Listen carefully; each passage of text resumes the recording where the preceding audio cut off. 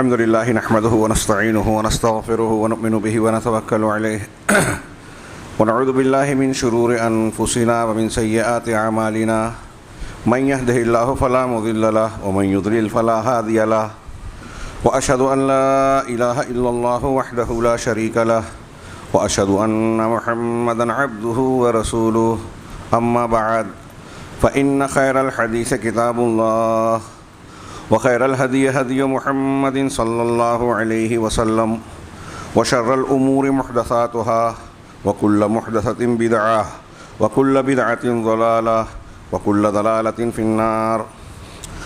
أعوذ بالله من الشيطان الرجيم. بسم الله الرحمن الرحيم.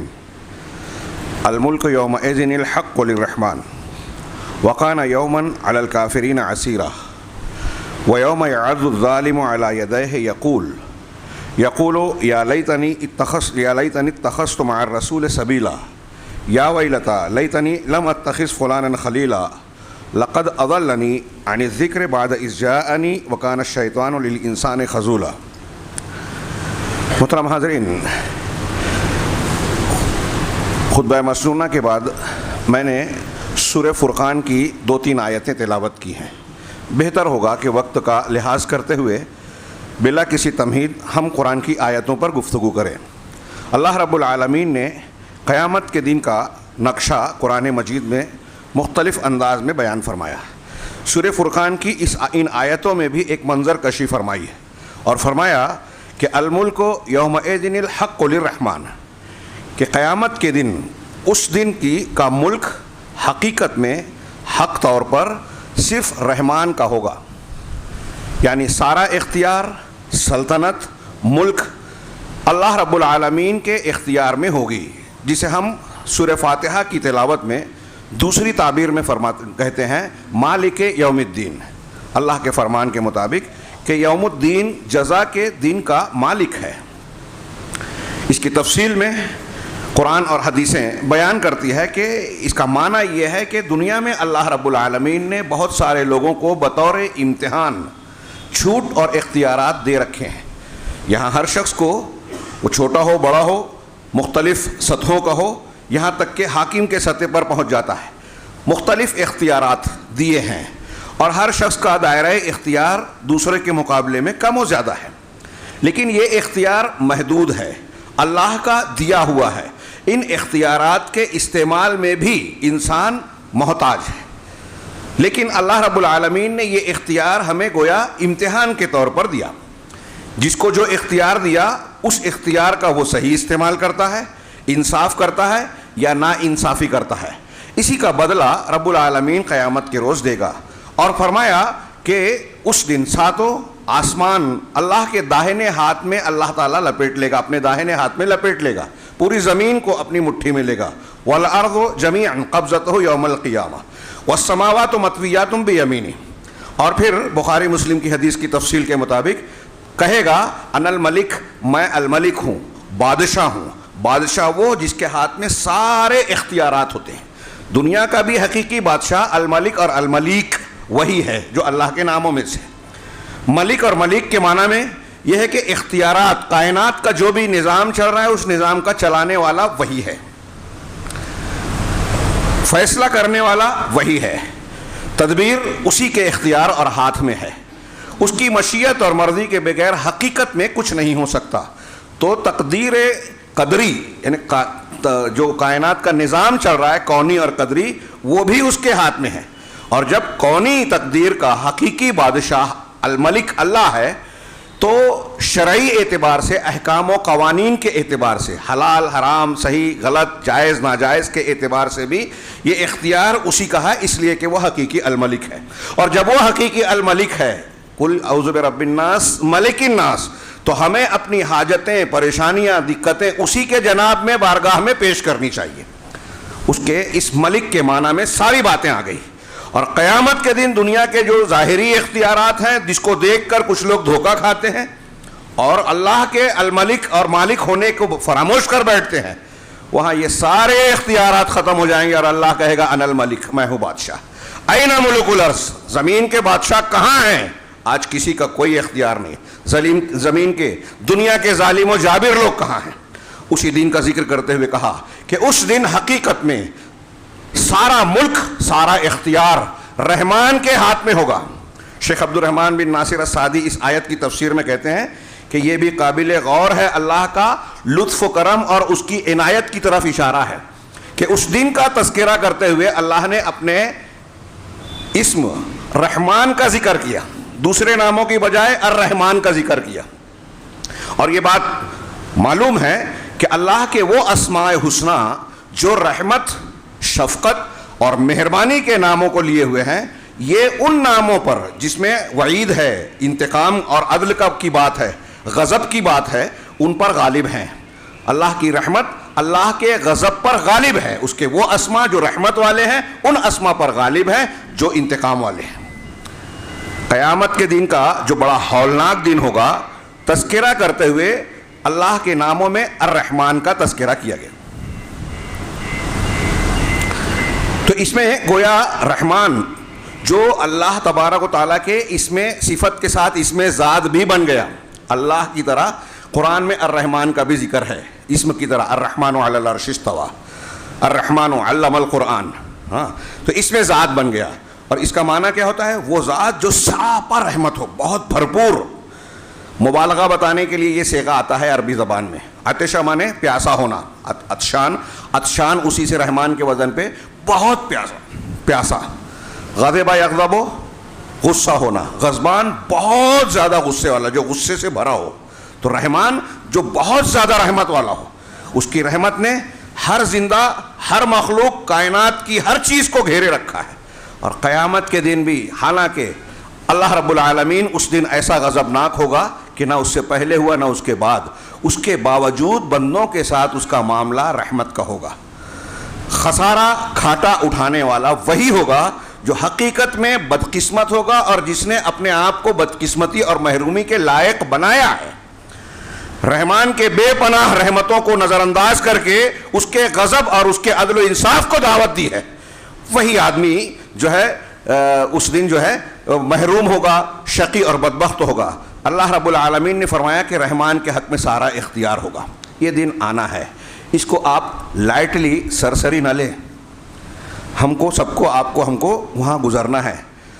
نبی پاک صلی اللہ علیہ وسلم، صحابہ کرام یہ آیتیں اور اس معنی کی نصوص جب پڑھتے تھے تو ان پر لرزہ طاری ہو جاتا تھا، دہل جاتے تھے، خوف زدہ ہو جاتے تھے، ساری نیکیوں اور بشارتوں کے ہونے کے باوجود خوف میں مبتلا ہوتے تھے۔ کتنے واقعات بیان کیے جائیں، اگر ان کی طرف جاؤں تو وقت گھٹ جائے گا آیتوں کی تشریح کے لیے۔ ہاں، جن لوگوں کو نبی پاک صلی اللہ علیہ وسلم کی زبان مبارک سے، صادق و مصدوق سے بار بار جنت کی بشارتیں ملی، وہ جہنم کے تذکرے پر رو پڑتے تھے، ہاں، آنسو کے دھارے بہنے لگتے تھے، خوف زدہ ہو جاتے تھے۔ حضرت ابو ہریرہ موت کے وقت کہتے ہیں کہ سفر لمبا ہے، توشہ بہت کم ہے۔ عمرو بن عاص رونے لگے، بیٹے نے تسلی دی کہ آپ نے نبی صلی اللہ علیہ وسلم کے ساتھ صحبت اختیار کی، جہاد کیا، نمازیں پڑھی، نیکیاں کی۔ وہ تفصیل بیان کرتے ہیں، موقع نہیں ہے، مسلم شریف کی لمبی روایت کہ میرا وہ دور تھا جاہلیت والا جب رسول اللہ صلی اللہ علیہ وسلم سے نفرت کرتا تھا، آپ کو قتل کرنا چاہتا تھا، اس وقت میں مر جاتا تو یقیناً جہنم رسید ہوتا۔ پھر ایک زمانہ آیا کہ اللہ نے ایمان سے نوازا، اس وقت نبی سے زیادہ محبوب کوئی نہیں، ہم نے یہ کیا، اس وقت مرتا تو امید تھی کہ اللہ بخش دیتا۔ پھر آپ کے بعد ہم نے کچھ ایسی باتیں، ایسے کام کیے ہیں کہ پتہ نہیں اللہ کے یہاں کیا معاملہ ہو، میں اسی سے ڈرتا ہوں، دیوار کی طرف رخ کیا لیٹے لیٹے اور رونے لگے، زار و قطار روتے رہے۔ کون ہے یہ؟ صحابہ کرام۔ یہ دو مثالیں دی میں نے، ایسے کوئی صحابی نہیں ملے گا جو اس طرح خوف زدہ ہے۔ عمر فاروق، ابوبکر صدیق یہ رویا کرتے تھے اور یہ قیامت کے دن کی سختیوں کو یاد کر کے دہل جاتے تھے۔ ہم لوگ لائٹ لیتے ہیں سرسری طور سے، ایسا لگتا ہے کہ یا تو یقین نہیں ہے یا پھر اس کو ایسا سمجھتے ہیں کہ کوئی خاص بات نہیں ہے، دونوں غفلت کی بات ہے۔ رحمان نے ہم کو اور آپ کو اس کا ذکر کر کے آگاہ کیا ہے، متنبع کیا ہے کہ اس دن کے لیے تیاری کیجئے۔ اس دن پورا ملک، اختیار، سلطنت اللہ رب الرحمان کے اختیار میں ہوگی۔ وَكَانَ يَوْمًا عَلَى الْكَافِرِينَ عَسِيرًا۔ اگلا جملہ اللہ رب العالمین کا فرمان کہ یہ دن کافر پر بہت بھاری اور سخت ہوگا، مشکل ہوگا۔ کافر پر بطور خاص کہا۔ ہم نے قرآن کے وہ نقشے جو اس نے بیان کیے پڑھے ہیں، سنے ہیں، یاد ہیں کہ مسلمان، اس میں مسلم غیر مسلم کے مسلمانوں کا یہ حال ہوگا کہ بیٹا بھائی بہن ایک دوسرے سے خوفزدہ ہوں گے، بعض مراحل پر ایک دوسرے سے بھاگیں گے، کچھ مراحل پر ملیں گے، کچھ مراحل ایسے آئیں گے کہ ایک دوسرے سے بھاگیں گے. یوم یفر المرء من اخیہ، اپنے بھائی سے، اپنے ماں باپ سے، اپنی بیوی بچوں سے بھاگے گا. دوست دنیا میں جو تھے ایک دوسرے کے دشمن بن جائیں گے سوائے متقیوں کے. یہ مضامین قرآن میں جا بجا ہیں. مسلمانوں کا یہ حال ہوگا. انبیاء کرام، حدیث شفاعت بتاتی ہے کہ انبیاء کرام کا جو انسانوں میں سب سے اونچے طبقے والے ہیں بالاتفاق نصوص کے ذریعے سے کے مطابق، کہ سب سے اعلیٰ اور مقرب بندے فرشتے انبیاء کرام. ان انبیاء کرام کا حال کیا ہوگا؟ نفسی نفسی نفسی کہیں گے، میرا نفس میرا نفس میرا نفس. منظر آپ یاد کیجئے جو میدان حدیث شفاعت میں بیان کیا کہ لوگ انبیاء کے پاس جائیں گے، اولو العزم رسولوں کے پاس. ہر کوئی معذرت کرے گا، میرا پروردگار آج ایسا غضبناک ہے کہ نہ اس سے پہلے تھا نہ بعد میں ہوگا، میں نے فلاں فلاں غلطی کی تھی، حالانکہ وہ معاف ہے، پھر بھی وہ خوفزدہ ہوں گے. انبیاء کا یہ حال ہوگا. تو عام مسلمانوں کا اور عام مسلمانوں کا جو حال ہوگا اس کے مقابلے میں کافر، اس پر جو خوف، گھبراہٹ، فضا، جس کو فضائے اکبر کہا گیا، بڑی گھبراہٹ، خوف اور دہشت کا جو عالم ہوگا، حقیقت میں ہم اور آپ اس کا اندازہ ہی نہیں لگا سکتے. کافروں پر یہ دن بڑا سخت ہوگا. اگلا جملہ اللہ فرماتا ہے وَيَوْمَ يَعَزُّ الظَّالِمُ عَلَى يَدَيْهِ، کہ اس دن ظالم شخص، ظلم کرنے والا، ظلم ایک تو شرک ہے سب سے بڑا ظلم، اور ہر گناہ ظلم کی تعریف میں آتا ہے.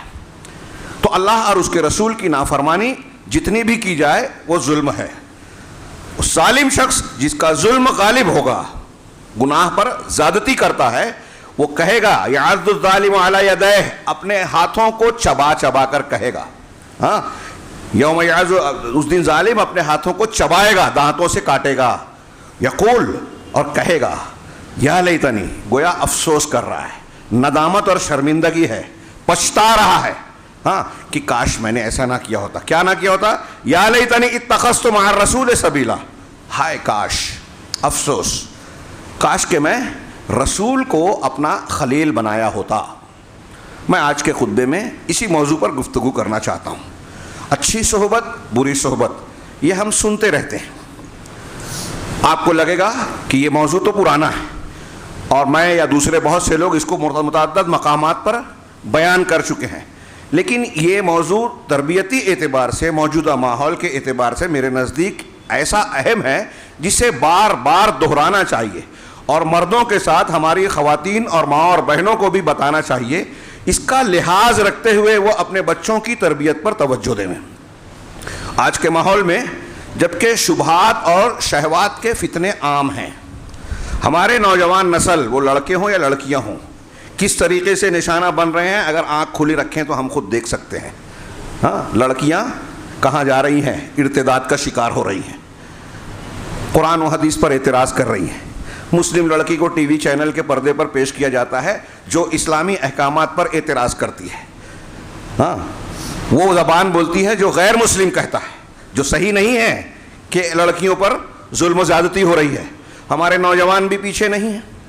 تعلیم کے راستے سے، میڈیا کے راستے سے، موبائل جو گھر گھر میں ہاتھوں میں موجود ہے، پھر ماحول اور جو ان کا ساتھ سنگت والا معاملہ ہے، اس میں ایسے لوگ ہمیں دکھائی دیتے ہیں جو شیاطین الانس اور شیاطین الجن کے قبیل سے ہیں.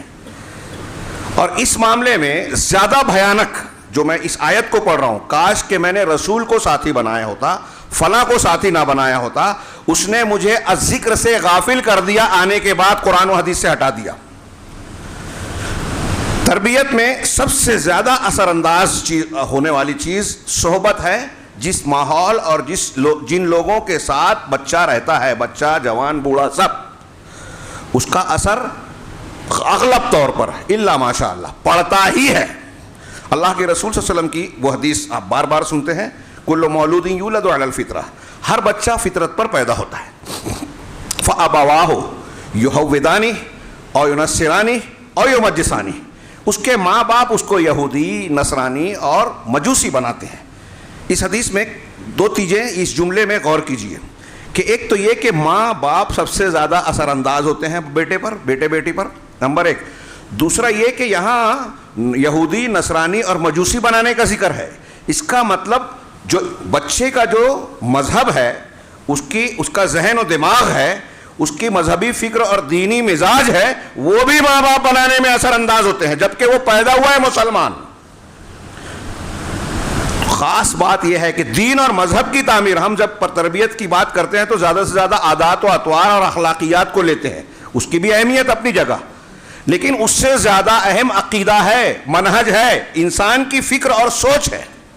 اس فکر اور سوچ پر سب سے زیادہ اثر انداز ماں باپ ہوتے ہیں. اب اگر ماں باپ ہی کافر ہوں، مشرک ہوں، دین سے ناآشنا ہوں، شرک اور بدعت میں کو اختیار کرنے والے ہوں، توحید اور شرک، بدعت اور سنت میں فرق نہ جانتے ہو، تو پھر خطرہ کتنا بڑا ہے بچے کے لیے. وہاں حضرت ابراہیم علیہ السلام کی سنت کی ضرورت ہے کہ اس صحبت اور اثر سے بچ کر اپنی عقل و شعور کا استعمال کریں، آفاق اور انفس کی قرآن و حدیث کی دلیلوں میں غور کریں، اور باپ کو یہ بتائیں کہ میرے پاس جو علم ہے آپ کے پاس نہیں ہے، آپ میری بات مانیے. باپ کے پیچھے بیٹا نہ چلے. انہ قد جاءنی من العلم ما لم یاتک.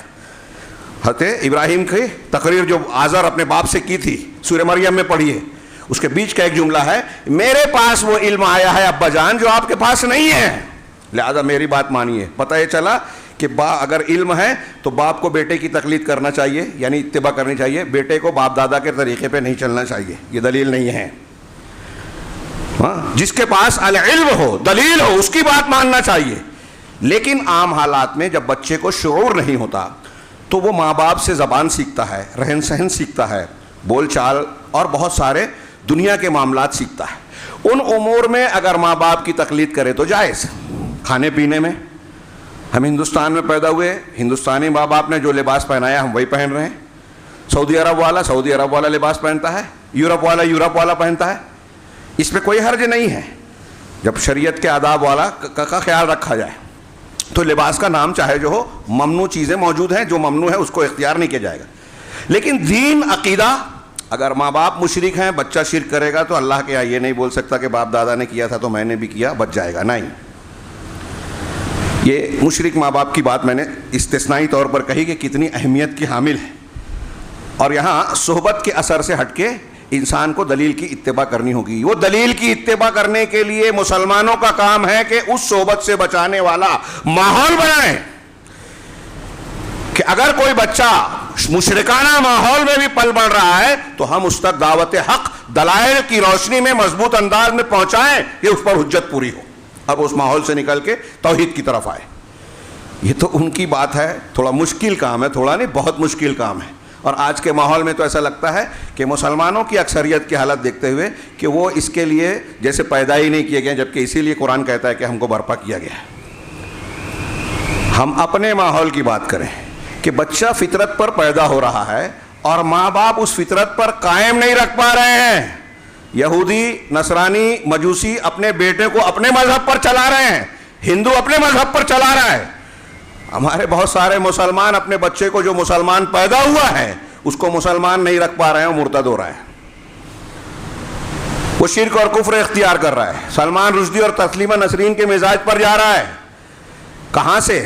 بری صحبت، صحبت موبائل کی، صحبت ٹی وی چینلز کی، صحبت گمراہ دوست و احباب کی جس کو وہ اہمیت دے رہا ہے، ان لوگوں کا ساتھ اختیار کر رہا ہے، اور صحبت اپنے ان بزرگوں اور بڑوں کی جن کو وہ پیشوا بنا رہا ہے، مذہبی پیر صاحب، مفتی صاحب، مولوی صاحب، فلاں شیخ، ان کو بنا لیا، ان کے نام کی جھوٹی سچی حکایتیں بیان کر لی، اور پھر انہوں نے جو بیان کیا اس کو اختیار کر لیا بطور دین کے. ان پر اعتماد و بھروسہ ہے، اندھے ہو کر ان کے پیچھے چل رہے ہیں. کیا شریعت میں یہ جائز ہے جس کو تقلید کہا جاتا ہے؟ میں اکثر کہا کرتا ہوں تقلید اور عدم تقلید پر بڑی بحث ہوتی ہے، ہاں، اور اس کو مسلکی اختلاف سمجھ کر ہم نظر انداز کر دیتے ہیں. جو لوگ تقلید کے قائل ہیں وہ غور کریں. تقلید ان لوگوں کو جو کرتے ہیں ان کی کتابوں میں بھی لکھا ہے کہ جہالت کا نام ہے، جہالت کا نام ہے. تقلید کس کو کہتے ہیں؟ بغیر دلیل کے نبی کے علاوہ کی بات کو مان لینا. ایک نبی کے علاوہ پیر صاحب ہوں، مفتی صاحب ہوں، امام صاحب ہوں، بزرگ ہوں، ان کی بات کو مان لینا بغیر قرآن حدیث کی دلیل کیا ہے اس کو دیکھنا نہیں.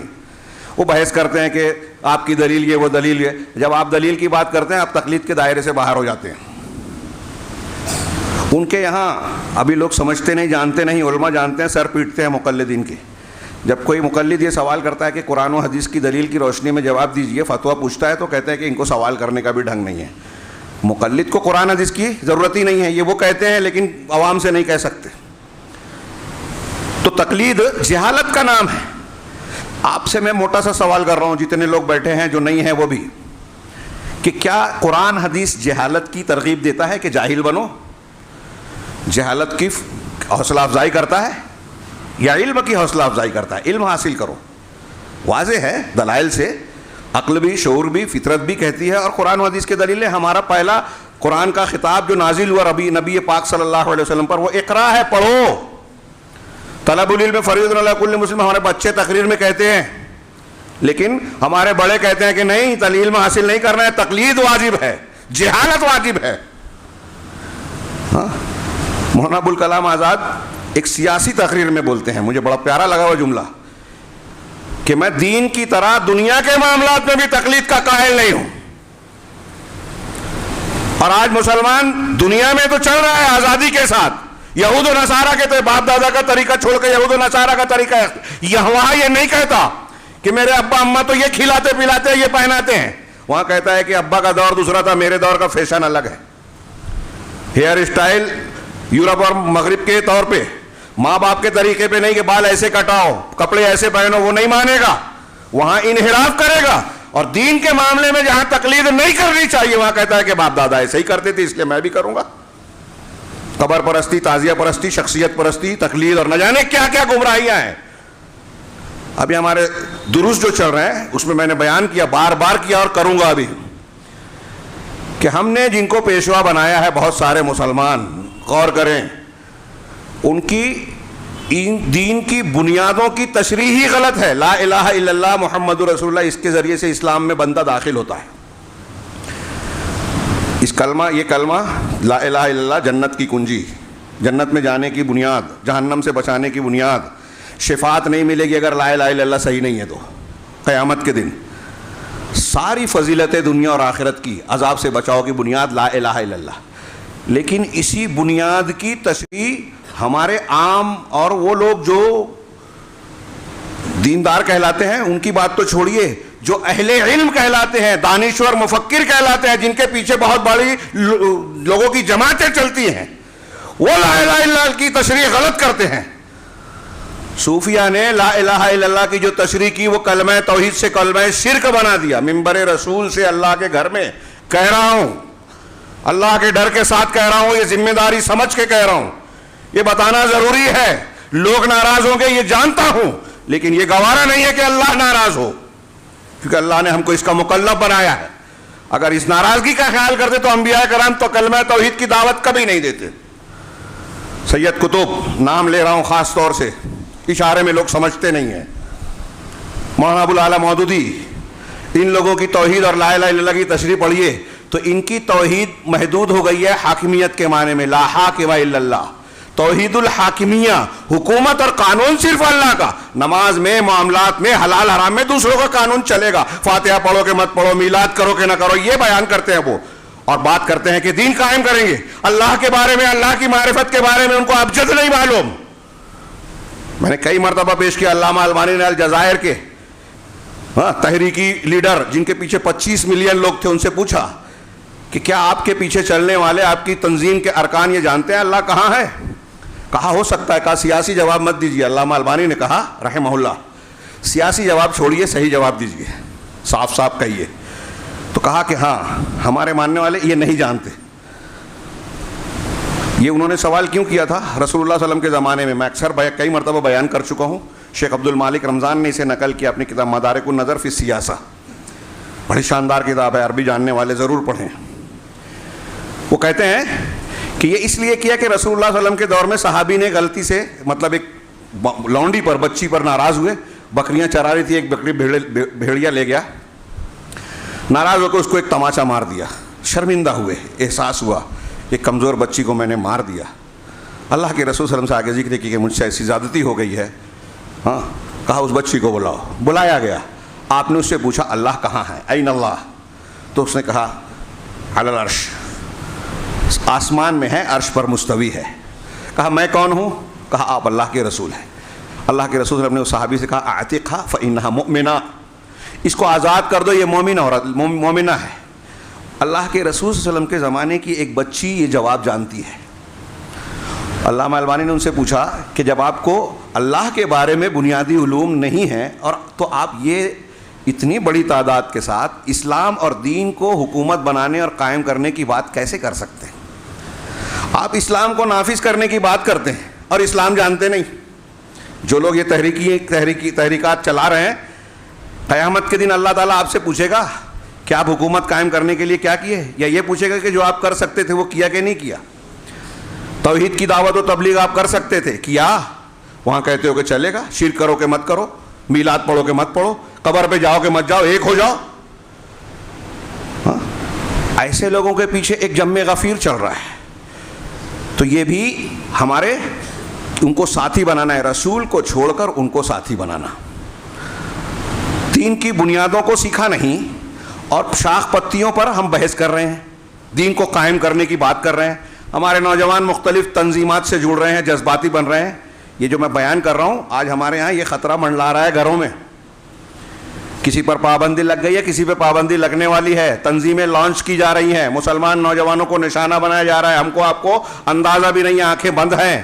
ہم کھانے پینے میں مست ہیں, آخرت کو, فکر کو, دین کے خلاف چلنے والی کوششوں کو ہم نے آنکھیں بند کر کے اپنے آپ کو محفوظ سمجھ رکھا ہے. جی نہیں, اگر دوسری جگہوں کے نوجوان جیلوں میں جا رہے ہیں, گرفتار ہو رہے ہیں, مارے جا رہے ہیں, تو آپ اور ہم بھی محفوظ نہیں ہیں. ہمارے گھر پر بھی بلڈوزر چل سکتے ہیں اور چلیں گے, ایک تیاری ہے, الا یہ کہ ہم ہوش میں آ جائیں.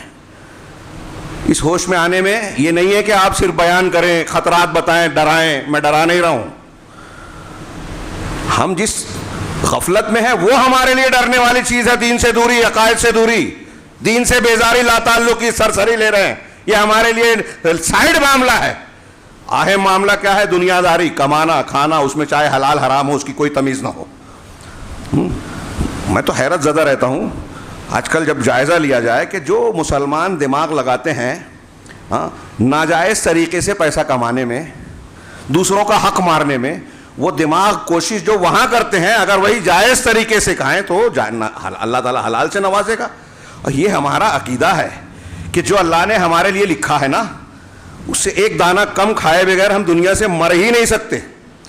تو جو لکھا ہے وہ ملے گا, تو جائز طریقے سے, حلال طریقے سے کیوں نہیں کماتے؟ اس لیے کہ تربیت نہیں ہے.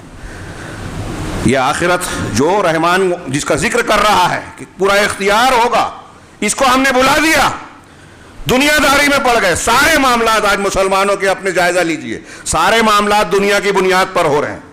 لین دین, تعلقات, بچوں کے کہاں ڈالنا ہے, رشتے کہاں کرنا ہے, شادی کہاں کرنا ہے, تعلیم. ابھی ہمارے احباب بتا رہے تھے فلاں اسکول میں اتنے پیسے دے کر اتنی تعداد میں لوگ پڑھ رہے ہیں, اتنے پڑھ رہے ہیں, اتنے پڑھ رہے ہیں. بہت خوشی کا اظہار کرتی ہے قوم.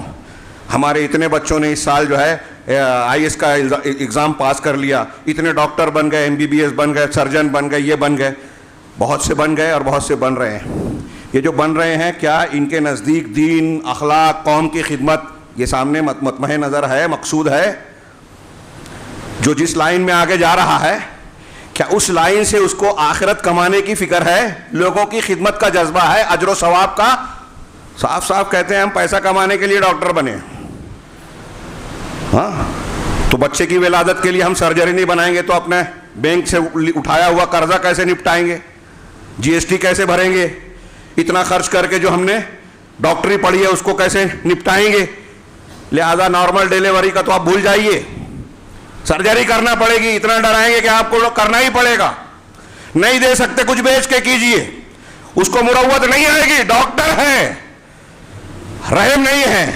بچے کا غریب کہتے ہیں کہ تعلیم مسلمانوں کی ترقی کا راز تعلیم ہے. اب تعلیم کے لیے جائیے تو مافیا, تعلیمی مافیا بیٹھا ہوا ہے جو بیچارہ مزدوری کے غریبی کی سطح کے نیچے ہے, جس کا کھانے کا مسئلہ ہے, اس کو کہتے ہیں کہ چھوٹے بچے کے داخلے کے لیے اتنا ہزار درکار ہے. وہ کہتا کچھ نہیں ہے. کہا ہم نہیں کر سکتے, مجبور ہیں, گھر کی چیز بیچو, قرضہ لو, اس سے کوئی فرق نہیں پڑتا ان کو. اور پھر اسٹیج پہ چڑھ کے, میں نے کئی مرتبہ کہا بھی, اسٹیج پہ چڑھ کے قوم کی خدمت کا تمغہ اپنے نام کرتے ہیں. یہ قوم کو لوٹ رہے ہیں, تباہ کر رہے ہیں, تعلیم اور ترقی کے راستے میں رکاوٹ ہے, ان کی بے عزتی ہونی چاہیے. میں یہ نہیں کہتا کہ کھڑے ہو کر جو پتھر جوتے مارے جائیں, یہ عزت کے مقامات کے لائق نہیں ہے. یہ جو میں کہہ رہا ہوں, کیوں کہہ رہا ہوں, نیکی کی حوصلہ افزائی بھی نہیں ہو رہی ہے ہمارے سماج میں. ایک آدمی متقی پرہیزگار ہے, اچھا رشتہ نہیں ملتا, کسی کے گھر میں اچھے گھر میں رشتہ بھیجے, عالم دین ہے, امام وقت ہے, مسجد کا امام ہے, آپ اس کے پیچھے نماز پڑھنا ہے, چلے گا, لیکن اپنی بچی نہیں دے سکتے. کیوں؟ تنخواہ کم ہے نا, امام ہے نا, سارے لوگ اس کو حقیر سمجھتے ہیں. تو جس سماج میں علماء کو, ائمہ کو حقیر سمجھا جائے, وہ سماج خود حقیر ہے. وہ عالم کی بے عزتی نہیں کر رہے ہیں, علم دین کی بے عزتی کر رہے ہیں, اللہ کے دین کی بے عزتی کر رہے ہیں. یہ میں منبر رسول پہ ایسا ہی نہیں کہہ رہا ہوں, دلیلوں کی بنیاد پر کہہ رہا ہوں. ہمارا سماج, میں یہ کہنا چاہتا ہوں, اکثر کہا کرتا ہوں کہ دیندار نہیں ہے ہم لوگ. ہمارا سماج کسی بھی معاملے میں جا کے آج پرتے الٹے, ہر جگہ دنیا داری. اور یہ دنیا داری جب آ گئی تو ہمیں اس بات کی فکر نہیں ہے کہ ہماری بچی کالج میں جا رہی ہے, کن سے مل رہی ہے, ہمارا بچہ کس معاشرے اور سماج میں جی رہا ہے, کن کو اپنا دوست بنا رہا ہے, کن کے پیچھے چل رہا ہے, اپنے ذہنی, اپنا دینی فکری مزاج کس کے تابع کر رہا ہے, ہمیں فکر ہی نہیں ہے. یہ فکر ہوتی ہے کہ اتنے لاکھ دے کے اس کو ڈاکٹری میں داخلہ کرائیں تاکہ اچھی کمائی کرے, اتنا لاکھ دے کر سرکاری نوکری دلا دے وے, دکان بنا دے وے. دنیا کے اس مستقبل کے لیے جو ختم ہونے والی ہے, اتنی فکر. حضرت علی رضی اللہ تعالیٰ عنہ کے قول اور اس کی تشریح میں علماء کے اقوال یاد آ رہا ہے. وہ کہتا ہے کہ دنیا, آخرت جو ہے, ہماری زندگی کی طرف آخرت آ رہی ہے قریب. الدنیا مرتحلۃ الی الآخرہ, ہاں, مقبلۃ الی الآخرہ, ارتحلت الی الآخرۃ مقبلۃ. اس طرح ہے کہ آخرت کی طرف بڑھ رہی ہے دنیا کی زندگی, اور دنیا سے پیچھے, دنیا سے آگے بڑھ رہی ہے. تو تم ابنائے آخرت بنو, آخرت کے بیٹے بنو, ابنائے دنیا مت بنو. اسی کی تشریح میں دوسرے علماء نے کہا کہ اس سے بڑا بے وقوف کون ہوگا جو آنے والی آخرت سے پیچھے بھاگ رہا ہے اور پیچھے بھاگنے والی دنیا کی طرف دوڑ رہا ہے. آپ اور ہم اس دنیا کی طرف دوڑ رہے ہیں جو چھوٹ جانے والی. اکثر ہمیں دیکھنے میں آتا ہے حصے بکرے میں, لین دین میں وہ لوگ زیادہ گڑبڑ کرتے ہیں جن کی عمر زیادہ ہو جاتی ہے. میں بہت حیرت کرتا ہوں کہ ابھی اگر بالفرض عمر کے آخری پڑاؤ میں 50-60 سال کی عمر ہو گئی آپ کی, اور آپ گڑبڑ کر رہے ہیں حصے میں, حلال حرام میں, تھوڑی دیر کے لیے بیٹھ کے سوچیں کتنے سال اور جئیں گے. 10 سال, 20 سال, 25 سال, 50 سال پکڑ لیجئے. پھر وہ جو دولت آپ نے دوسرے کی ناجائز طریقے پہ خریدی, اس کا حساب اللہ کے پاس دے لیں گے.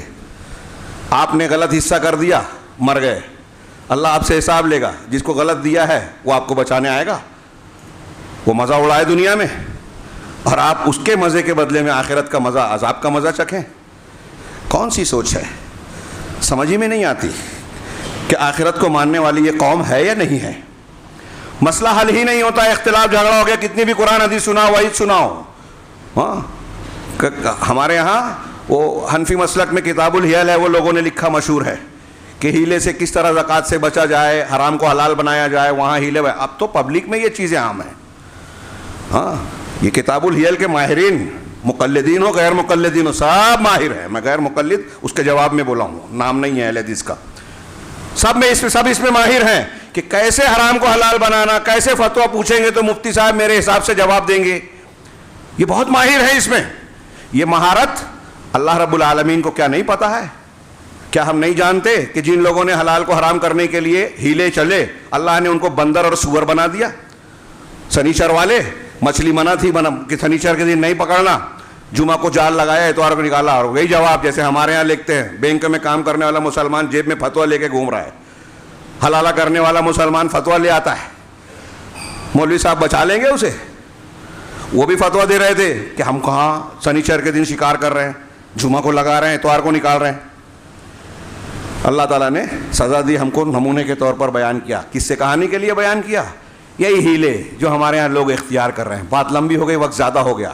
آیت کا اصل حصہ صحبت سے متعلق, اللہ رب العالمین نے فرمایا کہ وہ قیامت کے دن ظالم اپنے ہاتھوں کو چبائے گا دانتوں سے، افسوس، ندامت، اور کہے گا کیا؟ یا لیتنی اتخذت مع الرسول سبیلا، کاش کہ میں نے رسول کے ساتھ راستہ اختیار کیا ہوتا۔ دوسرے لفظوں میں کہوں، یہ میں نے اس سے پہلے بھی کہا ہے، کچھ لوگوں کو برا لگتا ہوگا، لیکن سمجھانے میں ایک جملے میں سمجھ میں آ جائے کہ کاش کہ میں اہل حدیث ہوتا۔ قیامت کے دن بندہ کہے گا کاش میں اہل حدیث ہوتا۔ وہ اہل حدیث نہیں جو نام کے ہیں، اپنے آپ کو اہل حدیث کہہ رہے ہیں اور ان کو توحید کے شرائط نہیں معلوم، علامہ سمجھتے ہیں، مولویوں پہ تنقید کرتے ہیں، لیکن جماعت اجتماعیت کا معنی ان کے خواص نہیں جانتے، عوام کیا جانیں گے؟ چلتے پھرتے الٹی سیدھی بات کرنا جو دین سمجھتے ہیں، جاہل ہیں وہ، منبر رسول سے کہہ رہا ہوں۔ دین کے تقاضے ہم نے سمجھے ومجھے نہیں ہیں۔ اہل حدیث نظریاتی طور پہ ہم ہیں، عملی طور پہ نہیں ہیں، سمجھا نہیں ہے۔ ایسے ہی جیسے بہت سارے مسلمان لا الہ الا اللہ کہتے ہیں، سمجھتے نہیں ہیں، محمد رسول اللہ کہتے ہیں، سمجھتے نہیں ہیں۔ اکثر مسلمان آج ایسے ہی ہیں، کوئی بھی مسلک کا ہو، جس گھر میں پیدا ہوئے وہی دین اختیار کر لیا۔ ماں باپ حنفی تو وہ بھی حنفی، ماں باپ بریلوی تو وہ بھی بریلوی، ماں باپ رافضی شیعہ تو وہ بھی شیعہ، ماں باپ اہل حدیث تو یہ بھی اہل حدیث۔ قرآن حدیث کی تعلیم اور صحبت کی بنیاد پر ہم دین کو اختیار کریں، ایسا بہت کم ہے، شاذ و نادر ہے، اور شوق بھی نہیں ہے۔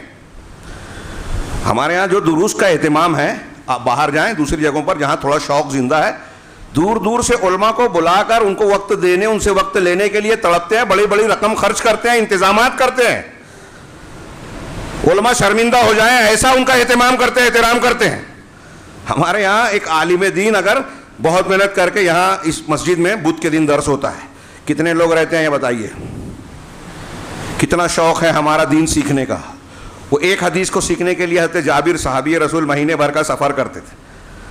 حضرت موسیٰ کو بتایا گیا کہ ایک بندہ ایسی چیزیں جانتا ہے جو آپ نہیں جانتے، تو سفر کیا پیغمبر ہوتے ہوئے علم حاصل کرنے کے لیے، اور ہم اتنے بڑے علامہ ہیں کہ کسی تقریر خطبے کی ضرورت ہی نہیں ہے، مجبور ہے، ورنہ خطبہ جمعہ میں بھی لوگ نہ آئیں۔ اسی لیے جو تھوڑا سا وقت بڑھ جاتا ہے بڑی شکایت ہوتی ہے۔ جو عذر والوں کو میں نہیں کہہ رہا ہوں، یا اپنا عذر نہیں پیش کر رہا ہوں، دین کا شوق کیا ہے یہ بتانا چاہتا ہوں، آپ جائزہ لیں اور جانتے ہیں، مجھے بولنے کی ضرورت نہیں۔ تو اللہ کے رسول، اللہ تعالیٰ کہہ رہا ہے کہ قیامت کے دن کہے گا کاش میں رسول کا ساتھ پکڑا ہوتا، یا ویلتا، ہاں میں رسول کے راستے پر چل رہا، اتخذت مع الرسول سبیلا، لفظی ترجمہ کہ رسول کے ساتھ راستہ پکڑا ہوتا، رسول کا ساتھ رسول کو اختیار کیا ہوتا بطور راستہ، ایک دم لفظی ترجمہ، یعنی رسول کو اپنا پیشوا مان کر ان کے راستے پر چلتا، ان کے منہج پر چلتا۔ یہاں عشق رسول اور محبت رسول کی بات کرنے والے لوگ ہیں، راستہ نہیں پکڑتے ہیں، بدعت اختیار کرتے ہیں اور کہتے ہیں رسول کا دامن، رسول کا دامن آپ نے پکڑا ہی نہیں ہے، بدعت جب آپ نے اختیار کی رسول کے دشمن بن گئے۔ کہا یا ویلتا لیتنی لم اتخذ فلانا خلیلا، ہائے افسوس، ڈبل ڈبل کہا یا ویلتا لیتنی، یعنی انتہائی سخت قسم کا افسوس، ندامت، پچھتاوا ہوگا، کیا فائدے کا؟ کہے گا کاش، ہائے افسوس، میں نے فلاں کو اپنا خلیل، خالص دوست نہ بنایا ہوتا۔ اب خالص دوست جس کو بنایا اس کے ساتھ سنگت میں رہ رہا ہے۔ وقت نہیں ہے میں اس حدیث کی طرف اشارہ کروں، اس آیت کی تشریح میں بخاری مسلم میں حضرت ابو موسیٰ اشعری رضی اللہ تعالیٰ عنہ سے مروی ہے، اللہ کے رسول نے فرمایا کہ مثل الجلیس الصالح والجلیس السوء، کہ اچھی صحبت، اچھے ہمنشین اور برے ہمنشین کی مثال کیسی ہے؟ وہ شخص جو خوشبو بیچنے والا عطار ہے، صاحب عطر، خوشبو فروش، اور وہ جو صاحب کیر، بھٹی والا، لوہار۔ اچھی صحبت خوشبو والا عطر فروش کی ہے کہ آپ اگر اس کی صحبت اختیار کریں گے، کتنی پیاری اور بہترین مثال دی ہے۔ اپنے بچوں کو اچھی صحبت دیجیے، تربیت کے لیے سب سے اہم چیز ہے یہ۔ اگر عطر فروش کے پاس وہ بیٹھے گا، یا تو آپ اس سے خریدیں گے، اللہ کے رسول نے فرمایا، یا وہ آپ کو تحفے میں دے گا۔ اگر ایسا بھی نہ ہو تو کم سے کم اس کی دکان پر، اس کی جگہ پر بیٹھ کر آپ کو خوشبو حاصل ہوگی، مشام جہاں معطر ہوں گے، بشاشت ملے گی۔ اچھی صحبت میں اگر آپ نے اس کی پوری چیز نہیں بھی لی تو کچھ نہ کچھ اثر آئے گا۔ دیکھیے تھوڑی دیر کے لیے ہلکا پھلکا غور کیجئے کہ آپ اچھے لوگوں کی مجلس میں بیٹھے ہیں جو اذان ہوتے ہی کہتے ہیں چلو اذان ہو گئی نماز پڑھنے، تو ایسا نہیں ہوتا کہ اس مجلس میں 4 لوگ اٹھ کے جائے، 5واں بیٹھا رہ جائے، 5ویں کو بھی جانا پڑے گا، چاہے وہ شرما شرمی میں جائے۔ لیکن اگر ایسی مجلس میں بیٹھے ہیں جو نماز کی پابندی نہیں کرتے، پاک ہی نہیں رہتے. ہمارے یہاں کچھ ایسے بھی ہیں جو میں نے دیکھا, ارے پاک نہیں ہوں. حیرت, ایک مسلمان ایسا کیسے رہ سکتا ہے؟ آپ کے گھر میت ہو جائے تو آپ اس دن غسل کریں گے نماز جنازہ پڑھنے کے لیے؟ میں نے جنازے میں دیکھا کچھ لوگ نہیں پڑھتے. پوچھا یہ یہاں آنے کے بعد نماز جنازہ کیوں نہیں پڑھتے؟ ایک قرات ثواب ہے احد کے پہاڑ کے برابر. تو کہا وہ پاک نہیں رہتے. فإنا للہ وإنا الیہ راجعون.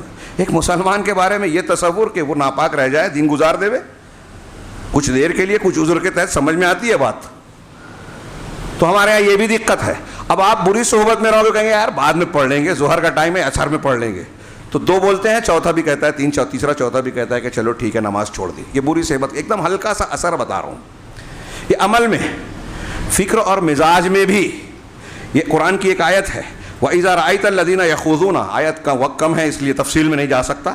ہاں, وَإِذَا رَأَيْتَ الَّذِينَ يَخُوضُونَ فِي آيَاتِنَا, جب تم ایسے لوگوں کو دیکھو جو ہماری آیتوں کے سلسلے میں عیب جوئی کرتے ہیں, ٹھٹھا مذاق اڑاتے ہیں. خوض کا لفظ ہے, ہنسی مذاق, ٹھٹھا, ہاں, بحث مباحثہ. فَأَعْرِضْ عَنْهُمْ, تو ان سے اعراض کرو. ہاں, حَتَّى يَخُوضُوا فِي حَدِيثٍ غَيْرِهِ, یہاں تک کہ وہ کسی دوسری گفتگو میں مشغول ہو جائیں, کوئی اور بات کرنے لگیں. آگے آیت میں اللہ نے فرمایا کہ اگر تم بھول چوک سے بیٹھ جاؤ کسی مجلس میں تو یاد آنے کے بعد جو ہے تم وہاں مت ٹکو, وہاں سے ہٹ جاؤ, شیطان تم کو جو ہے بھلاتا ہے.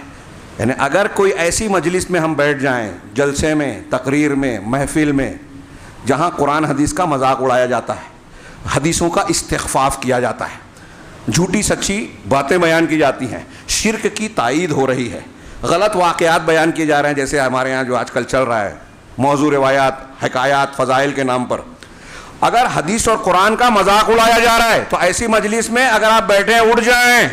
نہیں جاتے ہیں تو گنہگار ہیں, انہی میں شامل ہوں گے. قرآن کی کئی آیتیں ہیں, انہی میں شمار ہوگا. اگر آپ ایسی مجلس میں بیٹھے ہیں جہاں قرآن حدیث کا مذاق اڑا رہے ہیں اور آپ بیٹھے ہی ہیں, ٹوک بھی نہیں رہے, بول بھی نہیں رہے, آپ اگر ایسی مجلس میں ہیں تو فرض ہے کہ غلط بات ہونے پر ٹوکیں, اصلاح کریں, تنقید کریں, رد کریں, تب جائز ہے. نہیں کر پاتے, نہیں کر سکتے, تو اس جلسے میں جانا جائز نہیں ہے جس میں قرآن حدیث کے خلاف شرک اور بدعت کی تائید ہو رہی ہے. تو ایسی مجلس میں ایسے لوگوں کے ساتھ سنگت اختیار کرنا یہ وقت نہیں ہے. میں نے اس تناظر میں اس موضوع کو لیا کہ شبہات اور شہوات کے فتنے جو عالمی سطح کے ایجنڈے سے آ رہے ہیں, ہمیں اور آپ کو پتہ نہیں ہے. ہمارے گھروں میں, دوستوں میں, ہمارے ارد گرد میں نوجوان جن لوگوں کو لائک کرتے ہیں, جیسے پاکستان کا ایک انجینئر ہے, میں بار بار کہتا ہوں, صحابہ کرام پر کھلی کھلی تنقید کرتا ہے. حضرت عائشہ رضی اللہ تعالیٰ عنہ, میں نے کلپ سنی, ادھوری چھوڑ دی غصے میں آ کر. سلمان ندوی ہندوستان کا, امیر معاویہ اور ان کے تعلق سے انتہائی نازیبہ باتیں جو کوئی ایمان والا برداشت نہیں کر سکتا. اس کے کہنے کے بعد جو اس مسلک کے, اس مدرسے کے لوگ ہیں ان کا دفاع کر رہے ہیں, ساتھ دے رہے ہیں. کیا یہ مذاق ہے؟ آپ کے نزدیک ان علماء کی حرمت ہے, صحابہ کی نہیں ہے, جن کے بارے میں اللہ نے کہا کہ اللہ ان سے راضی ہوا. ہاں, اب پڑھیے, سلف کا عقیدہ پڑھیے, عقیدے کی کتابوں میں ملے گا. امام احمد بن حنبل, ابو زرع رازی, امام نسائی اور دوسرے بڑے بڑے ائمہ, کسی کا اختلاف نہیں ہے کہ کسی ایک صحابی کو بھی, ایک صحابی نام کی وضاحت ہے کہ چاہے وہ حضرت امیر معاویہ ہی کیوں نہ ہو, اگر ان کے تعلق سے طعن و تشنیع کوئی کرتا ہے تو وہ مسلمانوں کے طریقے پر نہیں ہے, وہ گمراہ ہے, ملحد ہے, زندیق ہے. الگ الگ جملوں میں علماء نے الگ الگ بات کہی, اور ہمارے ہاں مولوی کہہ رہے ہیں اور نوجوان ان کی واہ واہ کر رہا ہے, لائک کرتا ہے, فالو کرتا ہے. کربلا کے اور اس کے واقعات ابھی آ رہے ہیں, محرم الحرام, اس کے تناظر میں ہمارا نوجوان بحث کرے گا اس کا, جس سے کوئی اس کے دین ایمان کا, عقیدے کا خاص تعلق نہیں ہے. وہ صحیح تھے کہ غلط تھے, تاریخ میں یہ واقعہ ہوا, وہ واقعہ ہوا. ان واقعات کے ہونے کے باوجود رسول اللہ صلی اللہ علیہ وسلم نے فتنوں کی پیشین گوئیاں کی, اس کے باوجود صحابہ کے احترام کا حکم دیا, ان کو گالی نہ دینے کا حکم دیا, اور مسلمانوں کے ائمہ کی سمع و طاعت کا حکم دیا. صحابہ کرام جو ان حدیثوں کو جانتے تھے, اس کے باوجود وہ اپنی حکومت کا احترام کرتے تھے. وہ ایک الگ موضوع ہے, اپنے موقع پر آئے گا. لیکن میں یہ عرض کرنا چاہتا ہوں کہ یہ جو ہمارے یہاں گشت کرتی ہے نا سوشل میڈیا پر اور پبلک میں اور نوجوانوں میں بحث ہوتی ہے ایسے مسائل پر جس سے ان کا تعلق نہیں, اس میں قابلیت بتاتے ہیں, ہاں, ٹائم لگاتے ہیں, صلاحیت لگاتے ہیں, جس سے قوم کا, ملت کا, گھر کا, خود اپنے آپ کا کوئی فائدہ نہیں کرتے. لایانی کام, بے مقصد کام. ان کاموں پر توجہ. یہ آپ کو لگایا گیا ہے. اور یہ جو میں کہہ رہا ہوں, پھر سے دہرا رہا ہوں کہ یہ جو صورتحال ہے نا, یہ یہود و نصارہ کے ایجنڈے کا حصہ ہے. ان لوگوں نے منصوبہ بنایا ہے نوجوان, مسلم نوجوان کو ایسے ایسے کاموں میں, ایسی ایسی چیزوں میں مشغول کرو, اور کیا ہے, ہم ہو رہے ہیں. گندی فلمیں, موبائل کی کیلایانی, وہ پروگرام جو آپ کے ذہن و دماغ کو مفلوج بناتے ہیں. یہ جو آج ہمارے نوجوانوں کو لت لگ رہی ہے, گندی عادتیں لگی ہیں مرد اور عورتوں کو, اس سے دین بیزاری آتی ہے, دین سے دوری آتی ہے. گناہ کی لذت حاصل ہو گئی, اسی کی لت لگ جاتی ہے. اور جب اس کی گناہ کی لت لگ گئی نا, تو آدمی کوئی اچھا تعمیری کام نہیں کر سکتا. وقت کافی زیادہ ہو گیا ہے. ہاں, میں نے جو اشارے کیے ہیں اس میں غور کیجئے. آج اس کی بہت شدید ضرورت ہے کہ ہمارے نوجوانوں پر غور کریں. بری صحبت سے, جہاں اب دیکھیے یہ بھی ایک تضاد یاد آ رہا ہے.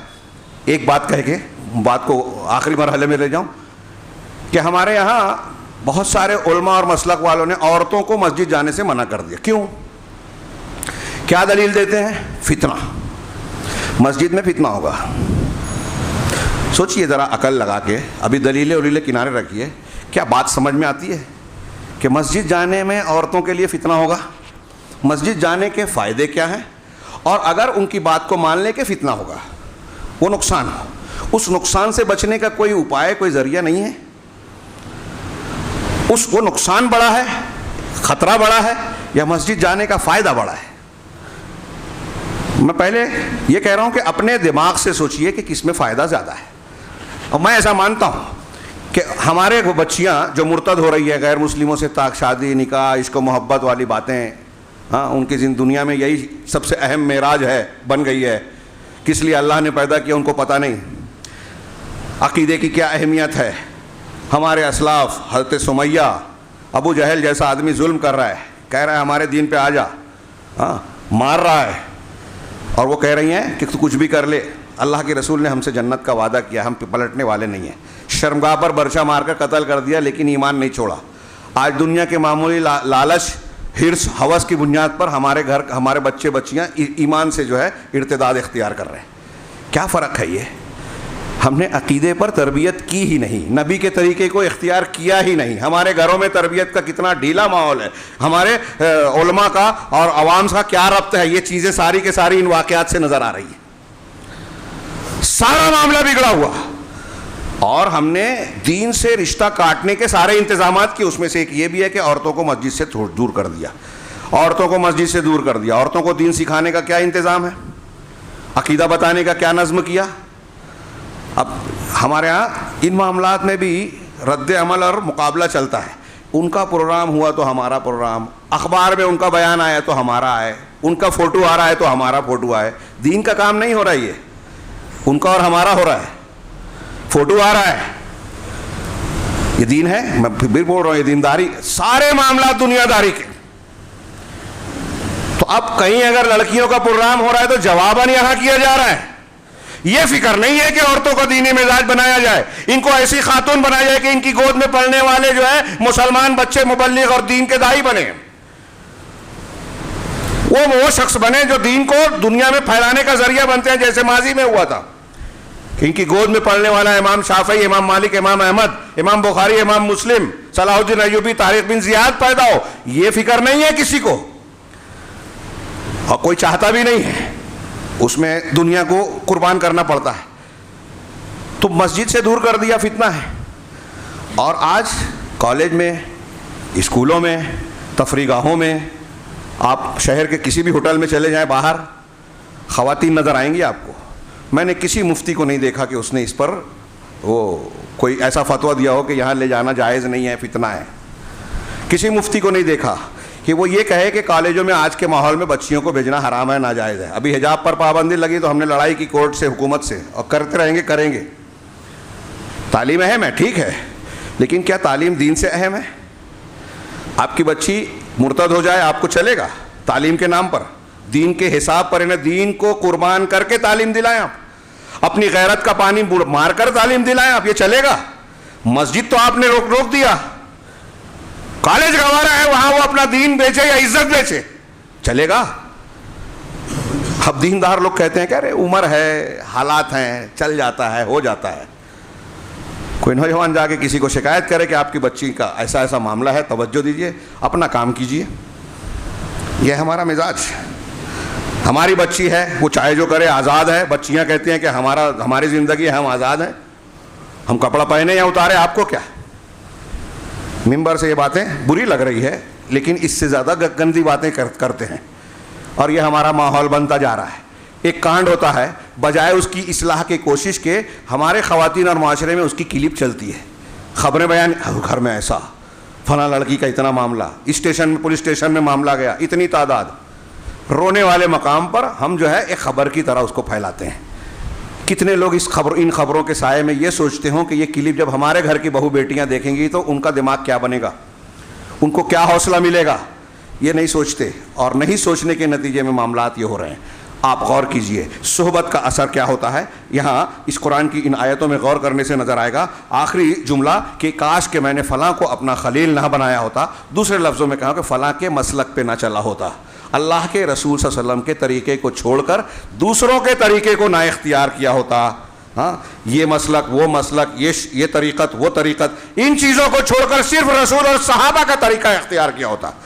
جن طریقوں کو اختیار کیا، جن پر لڑائی لڑتا ہے اور ہمارے کہنے پر ہم کو گالی دیتا ہے، اس کے بارے میں خود کہے گا قیامت کے دن وہ شخص جو رسول کے طریقے سے ہٹا ہوا ہے. یہاں کتنا بھی ناراض ہو رسول کے راستے پر دعوت دینے والے اہل الحدیث کے سے، لیکن وہاں کہے گا کہ لقد اضلنی عن الذکر بعد اذ جاءنی، میرا یہ شیخ، میرے یہ بزرگ جن کو رسول کو چھوڑ کر میں نے پیشوا بنایا، ساتھی بنایا، دوست بنایا، اس نے مجھے ذکر سے، قرآن حدیث سے گمراہ کر دیا جبکہ وہ میرے پاس آیا تھا. وَكَانَ الشَّيْطَانُ لِلْإِنسَانِ خَذُولًا، اور شیطان تو انسان کا دشمن، اس کا سہارا چھوڑ دینے والا، خذول سہارا چھوڑنے والا دشمن اور مخالف ہے ہی.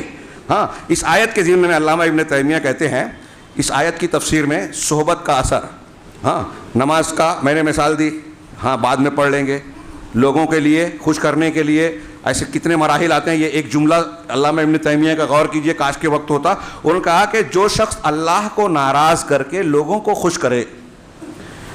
اب یہ کتنا وسیع مفہوم بیان کر دیا. عام حالات میں ہم کوئی بھی دیکھتے ہیں کہ سیٹھ صاحب، فلاں صاحب اس چیز سے ناراض ہو جائیں گے تو ان کو ناراض نہیں کرنا. اللہ اس چیز سے ناراض ہوگا، ہونے دو. ہم ایسا بولتے نہیں ہیں لیکن اس کی پرواہ نہیں کر رہے ہیں. تو یہی بات ہوئی کہ وہ ایک حکم ہے قرآن حدیث کا، ایک یہ ہے. مسلک میں دیکھیے ہمارے کتنے لوگ آتے ہیں کہتے ہیں کہ قرآن حدیث والا مسلک سمجھ میں آ گیا، لیکن کیا ہے نا کہ ہم اگر اہل حدیث ہو جائیں تو بہت لوگ پریشان کریں گے. ایسے غیر مسلموں میں ملیں گے. ہم مسلمان ہو جائیں. ہمارے دوست تھے عبد الواحد بھائی، ان کے والد سے ہم نے بات کی، دعوت دی. انہوں نے کہا کہ یار یہ سمجھ میں آ گیا کہ اسلام سچا دھرم ہے، لیکن کیا ہے کہ ہم اگر یہ مذہب قبول کر لیں تو ہمارے بیوی بچے، ہمارے بہن اور جو رشتہ داریاں ہیں وہ بڑا مسئلہ پیدا ہو جائے گا. تو انہیں دنیا کے یہ خطرات زیادہ بڑے نظر آ رہے ہیں. اللہ کا غضب، اللہ کا عذاب ہلکا نظر آ رہا ہے. تو وہی بات ہوتی ہے جب آپ کسی دنیا کے آدمی کو خوش کر رہے ہیں اور یہ پرواہ نہیں کر رہے ہیں کہ اللہ ناراض ہو. تو یہی بات آئی کہ جو شخص اللہ کو ناراض کر کے لوگوں کو خوش کرتا ہے، لم یغن عنہ من اللہ شیئا، تو وہ لوگ اللہ کے مقابلے میں اس کو کوئی فائدہ نہیں پہنچائیں گے، نہ دنیا میں نہ آخرت میں. جو اللہ تعالیٰ کا فیصلہ ہوگا وہی ہوگا. ہاں، حضرت علامہ ابن تیمیہ کہتے ہیں اس ظالم کی طرح جو قیامت کے دن اپنے ہاتھوں کو چبا کر کہے گا کہ کاش میں رسول کو ساتھی بنایا ہوتا. ہاں، صحبت کا اثر کیا پڑتا ہے. اشارہ کروں کہ حضرت لوط علیہ السلام کی بیوی، ہاں، نبی کی بیوی ہے. اب یہاں میں ایک صحبت اس کا ذکر کر، جیسے ماں باپ کا تھا، میاں بیوی کا بھی ایسی ساتھ ہوتا ہے. میاں بیوی کو اختیار کرنے کا ہمیں وہ ہے، ماں باپ کو نہیں. ماں باپ اللہ دیتا ہے، میاں بیوی کو، دوست و احباب کو ہم اختیار کرتے ہیں. تو ہمارے اختیار میں دینداری کو ملحوظ رکھنا لازم ہے. ہاں، حضرت لوط کی بیوی نبی کی بیوی تھی، صحبت کا اثر نہیں قبول کیا، اس صحبت کو اختیار کیا جو کفار و مشرکین کی تھی، اپنے شوہر کا نہیں. چنانچہ وہ ان کی معاون و مددگار بنی. یہ بات طے ہے کہ قوم لوط کی جو اخلاقی برائی تھی، مرد سے شہوت کا پورا کرنا، وہ اس میں شریک نہیں تھی عملاً. کوئی نبی کی بیوی کبھی زنا کار بدکار نہیں ہوئی، تو اس میں شریک نہیں تھی. لیکن جب اللہ کا عذاب آیا تو اللہ تعالیٰ نے حضرت لوط کو کہا کہ اپنی بیٹیوں کے ساتھ، اپنے گھر والوں کے ساتھ راتوں رات نکل جائیں، بیوی کو چھوڑ دینا. وہ ہلاک ہونے والیوں میں سے ہے. وہ پیچھے رہنے والی, کانت من الغابرین. تو علامہ ابن تیمیہ اور دوسرے علماء نے کہا کہ دیکھیے بری صحبت کا یہ اثر کہ نبی کی بیوی بھی بری صحبت میں رہ کے برے لوگوں کے انجام سے دوچار ہوئی.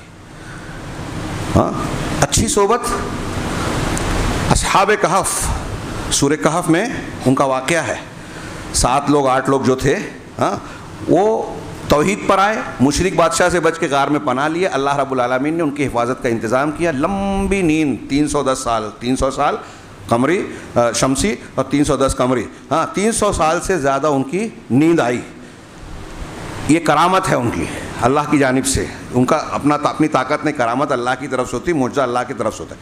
تو ان کو جب یہ کرامت ملی تو ان کے ساتھ ساتھ ان کے کتے کو بھی ملی جو ان کی صحبت میں تھا. کتا مکلف نہیں ہے, شرک اور توحید کا خطاب اس سے نہیں ہے, لیکن ایک کتا جو غیر مکلف ہے نیک لوگوں کے ساتھ تھا تو نیک لوگوں کو ملنے والے انعام کا حصے دار وہ بھی بنا. ابو طالب اللہ کے رسول کے سگے چچا آخر وقت میں پہنچ کر پڑھا کلمہ پڑھ لو.